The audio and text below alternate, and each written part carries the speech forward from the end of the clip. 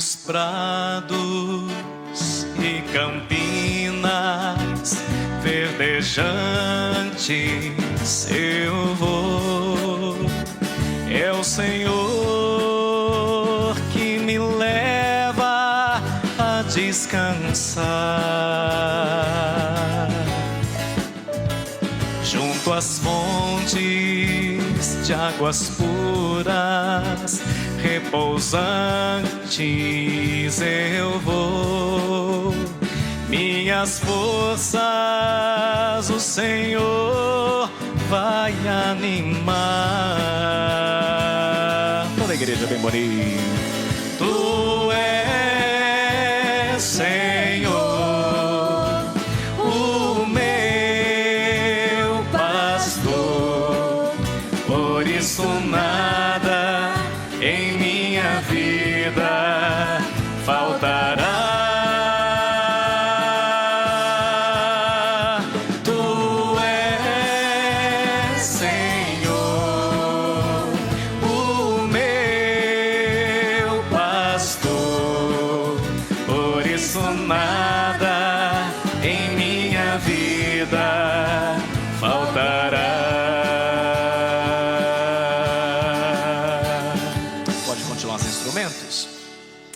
Queridos filhos e filhas, Salmo 22, de acordo com outras Bíblias, pode ser Salmo 23. Depende da numeração. Se a tradução foi feita do hebraico ou do grego, dá essa diferenciação. 22 ou 23. Embora esse salmo seja muito conhecido e famoso no mundo inteiro por católicos, por pentecostais, por protestantes e até mesmo espíritas, né? Esse salmo é muito famoso. Poucas pessoas sabem o contexto no qual nasceu esse salmo. Isso é importante para nós. Então nós vamos meditar hoje um pouquinho o que Deus quer nos falar. E ao mesmo tempo que vamos meditar, vamos estudar hoje o Salmo 22 ou 23. Antes de mais nada, é preciso dizer que esse salmo foi composto, ele é uma música na verdade, né? Quando o rei Davi estava fugido na floresta, não tinha do que se alimentar, nem beber. Então imagine uma pessoa que se perdeu na floresta, não acha o caminho de casa. Os seus próprios familiares também não deram falta, lutando com o urso na unha, porque era assim que esse menino se virava. Não sabia mais como voltar para casa e agora parecia que a morte era certa. Estava perdendo a sua vida. É nesse contexto que Deus lhe dá uma oportunidade mística ao rei Davi de experimentar uma forma intensa do seu cuidado quando todos se vão. E foi nesse contexto de medo, quase morrendo de fome e de sede, sem achar o caminho, com a morte certeira, que Davi compôs esse salmo. Tu és, Senhor, o meu pastor, e eu não temerei, eu não terei medo algum. E já aqui nós temos a primeira lição para a nossa caminhada nesta terra, como rezamos na Salve Rainha, vamos ver quem se lembra. Gemendo e chorando neste vale de lágrimas. Pois é, quando você chorar não estranha não, de vez em quando a gente passa por isso, né? Na Salve Rainha o Senhor já está falando para nós que de vez em quando a gente passa por uns perrengues. Então a primeira lição é essa, filho e filha. Estar na presença do pastor não significa ausência de sofrimentos e tampouco de vales tenebrosos, mas significa sim garantia de proteção, mesmo nesses locais. Então não importa se tem um desfiladeiro, não importa se tem um leão, um urso, um lobo tentando nos atacar. Não, estar com esse pastor não significa ter ausência de dilemas, de tribulações, de sofrimentos, ou mesmo dos desfiladeiros dessa vida, dos vales tenebrosos. Significa garantia de proteção exclusiva e total, mesmo nestes locais. Outra curiosidade, a gente geralmente reza assim, vamos ver quem se lembra. O Senhor é meu pastor e nada me faltará. Ou então, na língua portuguesa, no nosso lecionário, escreveram assim: o Senhor é meu pastor, não me falta coisa alguma. Mas no original, não é isso que está escrito. Não é que está errada a tradução, não é isso. Mas no original a coisa é mais profunda. Quando você lê em hebraico, lá está dizendo assim: Adonai Roi, o Senhor meu pastor. Adonai Roi lo ersar. Adonai Roi lo ersar. Que significa: o Senhor meu pastor, não me faltará. No original não está dizendo que porque Deus é seu pastor você vai ter tudo o que você quer. Não, não, não. No original não está dizendo que todos os seus sonhos serão realizados. Não está dizendo nada disso. No original não está dizendo tão pouco que você vai ter tudo em abundância. Não, não. No original está dizendo: o Senhor, meu pastor, não me faltará. Não tem a palavra nada, porque esse pastor vai dar tudo o que você precisa, mas não vai dar tudo o que você quer. Porque quando Deus dá tudo o que você quer, você se estraga. Você acaba se perdendo pelas veredas da vida. Então, quando nós dizemos o Senhor no original, meu pastor não me faltará, na verdade a palavra está dizendo quem não faltará mesmo é Deus. Porque se Ele não falta, nele, com Ele, por Ele, é que todas as demais coisas vêm por acréscimo. Jesus não falou isso? Buscai em primeiro lugar o reino de Deus e a sua justiça, e todas as outras coisas vos serão acrescentadas. Em outras palavras, não adianta ter um monte de coisas e até um certo conforto, bem-estar, e não ter Deus, pois sem Deus será um efeito placebo, soluções momentâneas, mas cedo ou mais tarde sem Ele, a fome, a sede e a derrota virão. Quando nós rezamos no original, o Senhor, meu pastor, não me faltará, nós estamos dizendo que pessoas chegam, passam, marcam e vão embora. Jesus, o bom pastor, entra, restaura, salva, transforma e nunca se vai. Então aprenda uma coisa: esse pastor que não te faltará é aquele que nunca se vai, mesmo quando todos se vão. E aí então, nós nos lembramos do nosso querido amigo do Antigo Testamento, Jó. Lembre-se que o inimigo achou que tinha tirado tudo de Jó, mesmo os bens, os familiares, seu casamento. O que o maligno não sabia era que o tudo de Jó não eram as coisas. O tudo de Jó era Deus.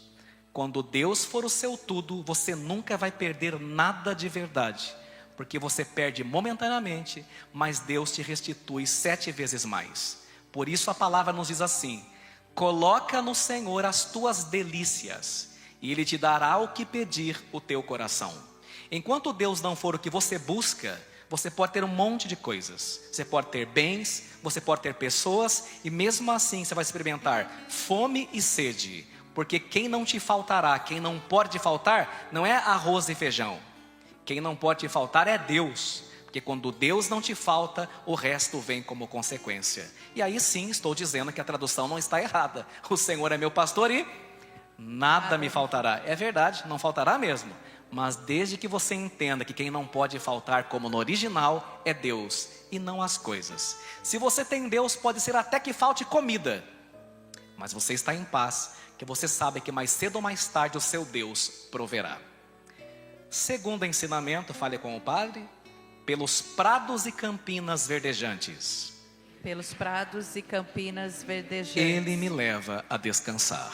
Ele me leva a descansar. Quando nós rezamos esse salmo e cantamos pelos prados e campinas, a gente fica imaginando, né, como é que eu diria, um prado, uma campina igual essas do Brasil, né, igual lá do sul, né? Você vê aquele monte de gado sendo criado, né? Só que não, né? Só que não. Vou explicar por que não, porque você se esqueceu de um detalhe. Essa região na qual Davi era pastor é a Palestina, ali naquela parte ali, perto da faixa de Gaza. Essa região é deserto puro. Então você não encontra pastagens abundantes, igual a gente fica imaginando. Você tem que andar longos quilômetros, deserto adentro da Palestina, para encontrar algumas folhagens e gramados de qualidade, se você for pastor para as suas ovelhas. E aí sim o pastor escolhe uma boa quantidade. Veja bem que não significa muita coisa, significa o necessário, com qualidade, mas o necessário. Então, veja que interessante, os pastores tinham que caminhar quilômetros e quilômetros pelo deserto, pelo sol escaldante, para que conseguisse levar as ovelhas para se alimentar de verdes pastagens, de campinas verdejantes. Nesse contexto deserto adentro, a única segurança das ovelhas, a única, é confiar que o pastor iria levá-las até o seu destino e não as deixaria à deriva e não as abandonaria. E aqui nós temos nossa segunda lição, filho e filha. Você não chegará aos prados verdejantes sem antes passar pelo deserto. Quem já conquistou muita coisa nesta vida sabe disso, né? Eu vejo algumas pessoas que conseguiram construir grandes coisas em suas vidas, negócios, né? Ou uma família bem sedimentada, e as pessoas que não fazem nada, acomodadas, olham e falam assim: nossa, que sortuda, não? Sortudo, não viu quantos rosários ela rezou? Não viu quantas adorações ao Santíssimo e vigílias ele fez? Não viu quantas vezes ele pegou, muitas vezes, estrada 4 da manhã, 5 da manhã, para ir de Sorocaba a São Paulo, todo santo dia, voltando no horário do rush? E agora que está lá em cima, aqueles que eram acomodados e nunca fizeram nada, não rezaram, não trabalharam, chama essa pessoa de sortuda. Porque sorte acaba sendo um nome que pessoas acomodadas dão para aquelas que ralam e fazem acontecer e vão atrás. Filho e filha, você quer prados verdejantes? Então aprenda a enfrentar os teus desertos. Porque não é digno do oásis que não teve a coragem de enfrentar o deserto. Para nós sermos padres, por exemplo, nós temos que engolir muito sapo, passar por muitas humilhações ao longo de muitos anos, e é necessário engolir sapo, baixar a bola, obedecer, para que nós consigamos chegar um dia lá no sacerdócio. Porque não é digno também do sacerdócio quem não aprendeu a enfrentar os seus desertos. Nem mesmo Jesus Cristo começou a sua missão antes de passar pelo deserto. Então quem você pensa que você é? Você não vai ter um casamento sólido e bom, meu filho e minha filha, se você não viver desde já a castidade, parar de ser um molenga, né? Parar de ser um preguiçoso na fé. Você não vai viver um casamento abençoado se desde já você não faz renúncia e sacrifício pelo teu casamento, com o teu namorado, com a tua namorada. Você é um relaxado, uma relaxada. Como é que você quer ter uma boa família? Aprenda a passar pelo deserto desde já, viu? Você não vai ter a empresa dos teus sonhos, né, entregando seus currículos e tudo mais, se você não se preparar, passar noites em claro estudando, rezando também, mas estudando e fazendo a sua parte, porque Deus abençoa aqueles que se esforçam. Quer chegar em prados e campinas verdejantes? Não tenha medo de atravessar o deserto. Eu vejo muita gente na igreja com vontade de pregar, pegar o microfone, às vezes aparecer até mais que o padre da própria paróquia, né? Essa turma não entende uma coisa: para você ser um pregador de Jesus Cristo, antes você precisa passar pela humilhação do deserto. Tem gente que quer ser bom pregador, mas nem passou por um deserto ainda. Antes de entrar para a missão, você precisa passar pelo deserto. Baixar a tua bola, ser mais humilde, aceitar correções e parar de ser vidrinho. Senão você nunca vai ser um bom evangelizador e uma boa evangelizadora. A pregação e o ministério não é para molengas, é para quem enfrenta o deserto. Terceira lição, diga com o padre: para as águas repousantes me encaminha. Para as águas repousantes me encaminha. E restaura as minhas forças. E restaura as minhas forças. Talvez muita gente não saiba, porque no Brasil a gente não tem tanto, exceto no sul. A ovelha é um animal extremamente medroso. Ela se assusta com qualquer coisa e até mesmo com sua própria sombra. E muitas vezes, mesmo até depois de ter caminhado por todo o deserto, deserto adentro, e chegando ao seu destino, conduzida ao pastor, junto às águas cristalinas e repousantes, refrigeradoras, a ovelha muitas vezes se recusa a tomar a água que ela tanto quer. E sabe por quê? Porque quando ela sente a agitação das águas, o barulho das águas, pasmem os senhores, a ovelha tem medo. E por mais que esteja exausta, cansada e sedenta, não raras vezes a ovelha prefere morrer de sede do que enfrentar o seu medo da água. Pode parecer estranho quando você escuta isso, mas olha, você é assim. E eu também. Quantas vezes estamos diante daquilo que mais queremos?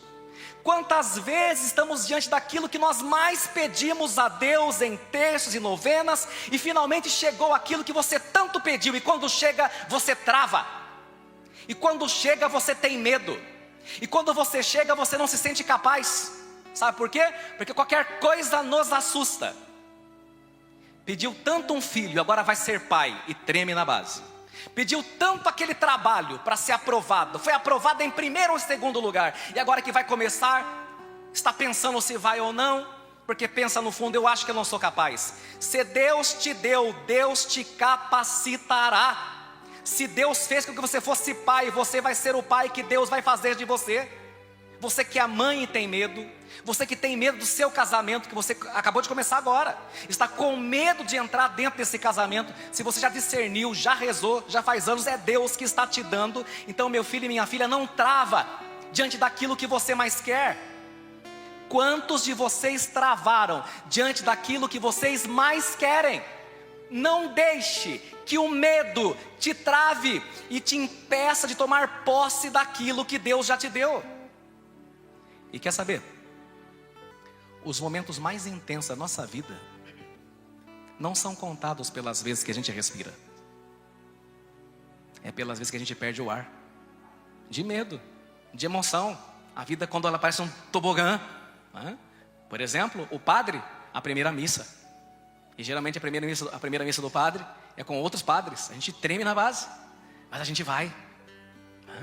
Quando você segura seu filho pela primeira vez e fala assim, meu Deus do céu, é meu primeiro filho, será que eu vou dar conta? E quando ele ou ela fica doente, será que eu vou conseguir? São os medos que nos paralisam e nos impedem de tomarmos posse daquilo que Deus já nos deu. Você perdeu oportunidades maravilhosas na sua vida, porque você, igual a ovelha, estava morrendo de sede, o pastor te mostrou o riacho e você travou. Estou contando mentira? E é aí que acontece uma coisa extraordinária, porque o pastor é tão delicado. Quando a ovelha tem muito medo de tomar a água, porque ela se assusta com o barulho, sabe o que ele faz? Faz conchinha com a mão e vai levar. E começa a molhar a boca dela. E se ela não bebe, ele mesmo lhe dá. Que é aquele momento onde você não consegue andar. E o pastor então te carrega no colo, se preciso for. Vamos continuar. Diga com o padre: ele me guia no caminho mais seguro. Ele me guia no caminho mais seguro. Pela honra do seu nome. Pela honra do seu nome. E mesmo que eu passe pelo vale tenebroso. E mesmo que eu passe pelo vale tenebroso. Nenhum mal eu temerei. Nenhum mal eu temerei. Estás comigo com bastão e com cajado. Estás comigo com um bastão e um cajado. Eles me dão a segurança. Eles me dão a segurança. Depois de levar as ovelhas para os prados verdejantes e para as águas tranquilas, como o padre explicou, era a hora do pastor levar as ovelhas de volta para casa. E a jornada era geralmente longa e, claro, acabava escurecendo pelo caminho. E talvez muitos, não saibam, a ovelha tem uma péssima visão. A ovelha não enxerga muito bem. Então, quando a luz do sol vai se pondo, vai se enfraquecendo, no meio do caminho escuro e irregular, as ovelhas começavam a ficar apavoradas quando começavam a escutar o som de animais selvagens e dos lobos rosnando atrás dos arbustos, atrás das matas. O coração da ovelha se acelerava e eu não estou agora exagerando. Algumas delas, de tanto medo, morriam de taquicardia. Exatamente, infartavam no caminho só de ouvir os arbustos se mexendo e os lobos rosnando na escuridão. E era nessa hora que o pastor fazia uma coisa incrível. Nessa hora, quando ele percebia que a maior parte do seu rebanho estava com taquicardia, que elas estavam paralisadas e não conseguiam continuar de tanto medo do escuro, o pastor tocava um instrumento. E é por isso que Davi tocava harpa, né? E na maioria das vezes, pasmem os senhores, o pastor não tocava instrumento.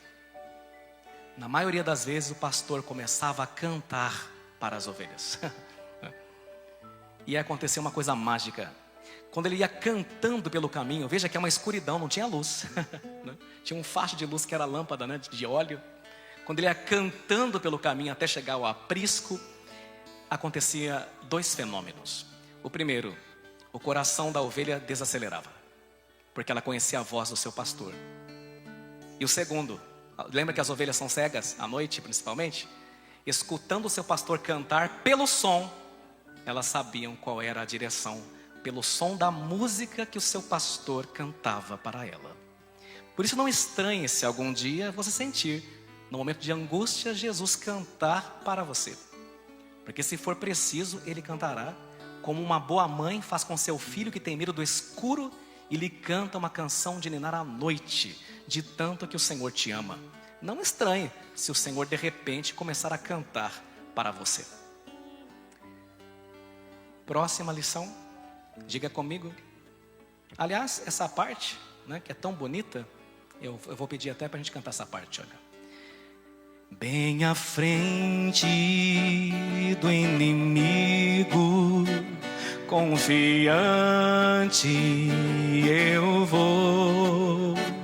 Tenho sempre o Senhor junto de mim. Seu cajado me protege, eu jamais temerei. Sempre junto do Senhor eu estarei. Toda a igreja bem bonita. Tu és, Senhor, o meu pastor, por isso nada em minha vida faltará. Tu és, Senhor, o meu pastor, por isso nada em minha vida faltará. Esse versículo sempre me intrigou. Fale comigo. Preparais à minha frente uma mesa. Preparais à minha frente uma mesa. Bem à vista do inimigo. Bem à vista do inimigo. E com óleo vós ungis minha cabeça. E com o óleo ungis a minha cabeça. E o meu cálice transborda. E o meu cálice transborda. Desde criança esse versículo me incomodava. Por quê? Não sei se você já se perguntou. Como que alguém pode comer, almoçar, naturalmente, sem ter uma indigestão, se o inimigo está na sua frente, assim, preparando para dar um tiro na tua cabeça, assim. Vai lá, come aí, engole esse frango. Como que você consegue? Sabe aquela frase de brasileiro, dorme com um barulho desse? O tempo foi passando e quando vi Jesus dormindo dentro do barco, na tempestade, eu comecei a entender um pouco mais. E aí eu vou explicar para você que é interessante isso. Quando eu estava na terceira série, faz tempo, né? Terceira série. Naquela época eu era bem pequeno. Naquela época, né? E eu era o menor da classe, né? E tinha um rapaz chamado João Marcos. Isso há quantos anos faz? Você me lembra o nome dele? E ele tinha repetido, naquela época as crianças repetiam, né? Hoje não mais. O que é um erro É um erro hoje que se faz, né? Porque se a escola não frustra, a vida vai frustrar. E aí eu me lembro que ele tinha repetido muitos anos. Então você imagina, eu já era pequeno, menor da classe, tinha os outros maiores, e o João Marcos era um cavalão, né? Enorme. E como era o menor de todos e zoado, né? Claro, o menorzinho sempre vai ser um salva-vidas de aquário, né? Pintor de rodapé, tampinha, coisas do gênero. Então o João Marcos tomou minha defesa e me defendia. Mas eu era muito inocentão. Então quando eu chegava no intervalo, o João Marcos ia na minha frente, e a gente estava com aquela blusa, uniforme da escola, né? Às vezes eu provocava os grandões, pegava minha blusa e batia neles com a minha blusa, porque eu achava que a minha blusa tinha um poder mágico. E os grandões iam todos caindo por terra.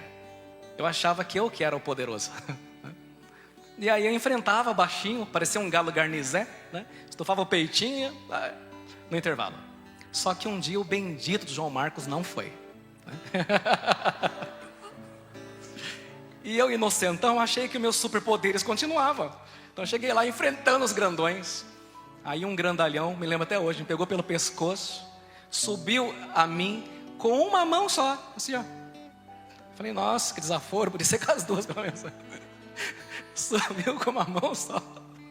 Me lembro até hoje, no bebedouro, gente, onde a gente bebia água ali, né? E colocou ali em cima, molequinho, você para com essa palhaçada, que você não é nada, hein? Você é um... censurado, né? E eu fiquei chocado, eu falei, mas não era eu que era forte? Não era, era o respaldo do João Marcos. O tempo passou e eu fui entendendo que eu não sou nada se eu não tenho alguém que vai à minha frente. Mas quando o bom pastor vai à minha frente, não tenho medo do leão, não tenho medo do urso, não tenho medo do lobo, porque a minha força não está em mim, a minha força é naquele que me protege. Quando você entende aquela promessa de Deus que fala assim, não dorme nem cochila aquele que é o guarda de Israel, as pessoas podem estar na sua frente, fazendo a sua caveira, que você está almoçando, jantando e tomando uma boa taça de vinho, porque você sabe que aquele que te guarda não dorme. Amém? Vamos terminar nossa exegese aqui, né? O nosso estudo. Muito bem. Então agora eu quero terminar fazendo apenas, porque tem muita coisa, não dá para falar tudo. Uma última observação sobre o Evangelho. O ano que vem eu falo mais coisas para vocês, quando chegar o domingo do Bom Pastor. Então veja, é muito interessante o Senhor falar isso, né?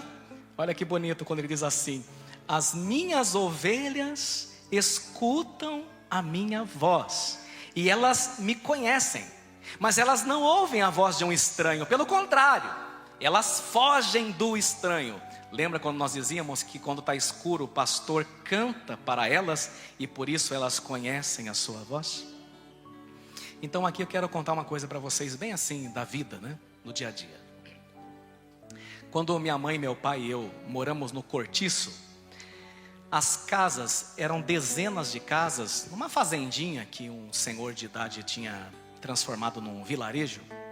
E as casas, a gente chamava de parede e meio. Não sei se você já ouviu essa expressão, parede e meio. O nome chique é geminadas. Casas geminadas. Mas na verdade a casa geminada é parede e meio, né? O vizinho bate a panela aqui e você escuta aqui. Então, você imagina, era um monte de casinhas, tudo assim, uma do lado da outra. Geralmente de um cômodo só. Quem tinha um pouquinho mais de condição, ou 2 ou 3, tinha uma casa de 2 cômodos. Mas era um cômodo só e todo mundo socado lá. E como a maioria não tinha televisão e a internet não tinha nem chego no Brasil, né? Então tinha muita criança, né? Umas 100 crianças para mais. E aí nós brincávamos de futebol, de vôlei, de peão, de bolinha de gude, né? Enfim, brincadeira de menino. Agora você já viu, pense bem, 40, 50, 60 meninos brincando no terreiro. A gente chamava de terreiro, o quintal chamava de terreiro. E era terreiro mesmo, porque era terra, não tinha cimento, nem contrapiso, nem nada. Então você veja bem, 50, 60, 70 garotos brincando, fora as meninas. Já pensou, gente, o que dá? Então tem a hora que um invocava com o outro, batia no outro, né? Aquilo era um tropé. E todas as vezes que um menino batia no outro, né? Ele caía e ralava o joelho numa pedra, ele dava aquele grito clássico, né? Ô mãe! Gente, era mais de 100 casas, eram mais de 80 garotos, mas quando o menino gritava, mãe, eu nunca vi sair a mãe errada. Falei, como assim? Eu olhava aquelas portinhas, vamos ver se vai sair a mãe certa. Saía. Porque se uma mulher é capaz de distinguir o grito, a voz do seu filho em mais de 100 crianças, você acha que Deus não escuta o seu grito quando você reza? Você acha que Deus é insensível à tua voz? Quando entre lágrimas você ora no teu quarto sem ninguém ver? Você acha que numa igreja lotada Deus não conhece a sua voz? É claro que Ele conhece, é claro que Ele conhece. Esse Deus delicado que conhece as suas ovelhas, mas que pede também que suas ovelhas escutem e conheçam a sua doce voz. O venerável arcebispo Fulton Sheen dizia, quando falamos ao telefone com alguém que amamos, reconhecemos a voz da pessoa imediatamente, ainda que não a vejamos. Pode ser que a pessoa querida por você te ligue de um número estranho. Quando ela fala alô, ué, que está ligando desse número? Não é necessário identificador de chamadas para pessoas que se conhecem. E o venerável arcebispo vai dizer, isto acontece por quê? Porque temos um relacionamento pessoal com essa pessoa. E por isso estamos acostumados com a sua voz. Da mesma forma, quando temos um relacionamento pessoal com o bom pastor, que é Cristo, conseguimos reconhecer a sua voz. E nos deixamos ser conduzidos, ser guiados por Ele. Não parem, músicos, continuem. E aí então, nós vamos agora para a última lição. O ladrão nunca entra pela porta, mas faz um rombo na cerca para entrar. O Senhor diz claramente, queridos filhos e filhas, não vos deixeis enganar, que o demônio vem para fazer 3 coisas: roubar, matar e destruir. Houve o maior congresso satânico em Boston nessa última sexta-feira. Essa turma acha que o inimigo vai virar amiguinho delas e não sabem que o demônio vem só para roubar, para matar e destruir.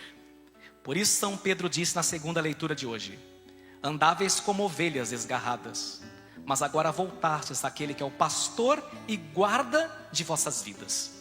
Minha gente, ao longo desses 15 anos de padre, eu falo para vocês, eu vi o demônio fazendo gente se matar.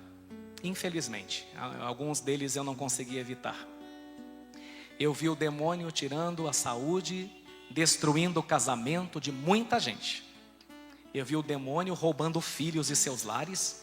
Eu vi o demônio destruindo belíssimas e sadias amizades e grandes e belos relacionamentos. Sim, essa é uma grande verdade.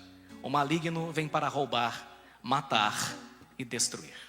Mas hoje o Senhor está fazendo uma promessa para todos que estão nesta igreja. Tudo que o inimigo roubou, Deus vai restituir, Deus vai restaurar. E se você duvida da minha palavra, não duvide da palavra de Deus que está em Joel, capítulo 2, versículo 25. Porque lá está escrito assim, vamos falar juntos: vou compensá-los. Vou compensá-los Pelos anos de colheitas. Pelos anos de colheitas. Que os gafanhotos destruíram. Que os gafanhotos destruíram. A nossa lavoura muitas vezes foi devastada por gafanhotos. Nossa casa, nossa saúde e muitas vezes até mesmo nossa alegria, nossa saúde mental. O assaltante, o inimigo, roubou muita coisa de você. O casamento, boas amizades, propriedades, emprego. Mas eu, sacerdote do Altíssimo, estou profetizando que Deus vai restituir 7 vezes mais. Amém? E vai ser muito melhor do que antes. Tome posse dessa promessa. Deus tirou tudo de Jó, mas depois devolveu tudo 7 vezes mais. E eu não posso te enganar. Vai doer, vai machucar, vai te destruir, você vai achar que não vai aguentar, mas no final, Deus te honrará. Depois que você atravessar o deserto, chegarás aos prados e campinas verdejantes, já nesta terra e em plenitude na vida eterna. Por isso vamos profetizar juntos. Fale com o Padre: preparais à minha frente uma mesa. Preparais à minha frente uma mesa. Bem à vista do inimigo. Bem à vista do inimigo. E com óleo vós ungis minha cabeça. E com óleo vós ungis minha cabeça. E o meu cálice transborda. E o meu cálice transborda. Bem à frente do inimigo, confiante eu vou. Tenho sempre o Senhor junto de mim. Seu cajado me protege e eu jamais temerei. Sempre junto do Senhor eu estarei. Ficando em pé e cantando essa verdade bem bonita. Tu és, Senhor, o meu pastor. Nada